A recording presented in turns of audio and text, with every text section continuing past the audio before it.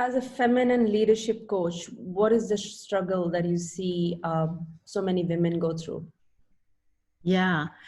So we live in this culture that celebrates and glamorizes like thinness and over-exercise and fitness and restriction. So really the foundation of the struggle, in my opinion and my experience, with my clients, is chronic dieting and restricting and pushing and fearing and getting trapped in the same cycle over and over again.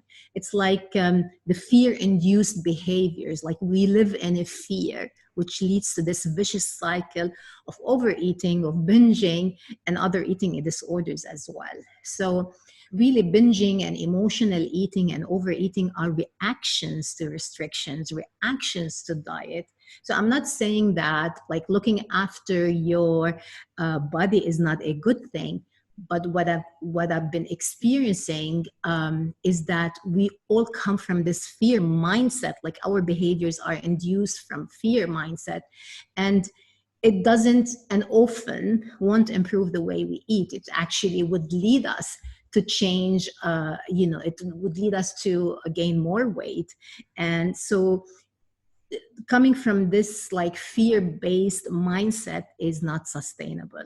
And what I've also always noticed, and I experienced myself, is I watch women, wilt and look at their bellies in disgust and shame. I watch women waiting on their life, like until their jeans fit, until they are fixed, until they look certain way, and they give their power away to diet pills, to latest diet trends, and believing like life will be better when they get thinner.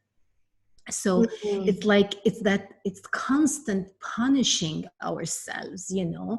So my experience working with women is that we need more feminine approach, and that is to motivate ourselves by love, meaning introduce like listening, intuition, ease, peace, and learning how to trust ourselves and trusting our body.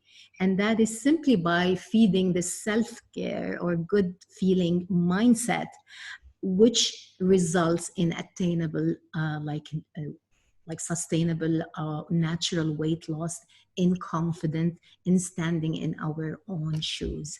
So yeah, fear is not sustainable. Love is sustainable. The ease, the flow, the pleasure, the sweetness, the joy, the creativity, the nurturing is sustainable. Does that make sense? Yes, it definitely does. And I think so many of our listeners, especially women, are going to relate to that, So what can these women, what can we do to break the cycle of dieting and overeating? So the average path for someone who is struggling with diet or overeating cycle, we're not going to say binging, but it could be also binging, starts with controlling their food. They start with the restriction, either diet or over-exercising. Like I was one of them. Like I spent maybe 4 hours at the gym trying to compensate, trying to control. And as someone feels out of order, what happens is that their first and survival attempt is to go and like really control their food or move more, right? So this way, what happens, I'm going to tell you like what happens when we go into that cycle. What happens is that they begin to activate the survival mode, the sympathetic nervous system, which puts the body under danger and stress mode. So they start to think of food all the time, what they're going to eat, what they should eat and shouldn't eat. They feel guilt and shame and stress. And the body gets, what happens in the physiology is the body gets alarmed and begin to shut down our digestive system and becomes really stingy with using the fat storage, with using our energy. So this is like this way, like this is the beginning of the vicious cycle. So what we want to do, like there's another school of thought that food and weight are not food and weight, just weight. So your mind, your physiology, your mindset, your survival mechanisms will always win out. So we cannot really rely on willpower.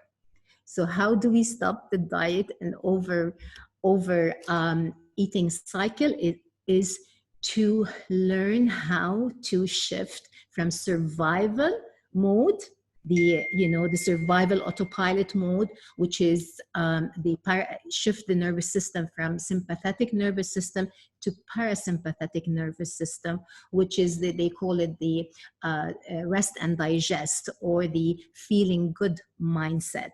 So this is where the shift happens. It's creating this space so I can shift, and from that space of feeling good, feeling like self-care, feeling calm, this is where our choices start to reflect the state of mind. Our food choices, our behaviors start to reflect that. So really operating from the control mindset is counterproductive. So the reset button or the mindset shift is about nurturing the feeling good mindset, which is about creating space to shift the energy. And once you activate this, as I said, your choices would reflect. And shifting to this, or nurturing the feeling good mindset, is a process. Is a process of training the mind, strengthening the muscle to pause. And of course I'll talk more about like how do we do that. Right. Thank you so much for sharing that, Ghada.